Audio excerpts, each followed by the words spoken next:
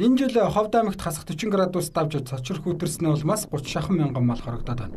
Өнгөрсөн жилийн 100 гантай байсны улмаас хадлаа авах байтугай малын хамар хатгах өвсч ургаагүй гэж нутгийн иргэд ярьж байна.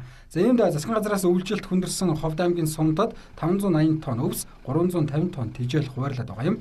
Сүүлийн жилүүдэд бэлчээрийн даац хомсдож хадлан тижэл дутагдах басна нь малынхаа тоонд бос чанарт анхаарах шаардлагатай болсныг сануулж байна гэдгийг нутгийн иргэд улсын хурлын гишүүн Бямцагтыг буйнд манхан мөс далтай үнэт сумын иргэдтэй уулзах хэлжээ.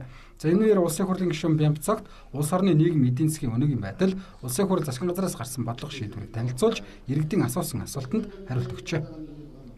Төрийн албыг аль болох улс төрөөс ангид байлгаад энэ төлөө цаашдаач бид ийм байр суурь баримтлалд дугуйрнаа, ажилланаа, шаарднаа. Нэг үе бодвол малын гаралтай түүх эдийн үн бага зэрэг өссөн. Гэхдээ малаа эрүүлжүүлэх, ашиг шимийг нь боловсруулах тал дээр илүү анхаарч өртөг шингэсэн бүтээгдэхүүн үйлдвэрлэл малчтын орлого нэмэгдэж, олон ажлын байр бий болно гэдэгт иргэд санал нэгдэж байна. Үүнд саяхан засгийн газраар батлагдсан үйлдвэрчлэлтийг дэмжих 2100 хөтөлбөр үр дүнгээ өгнө гэлээ.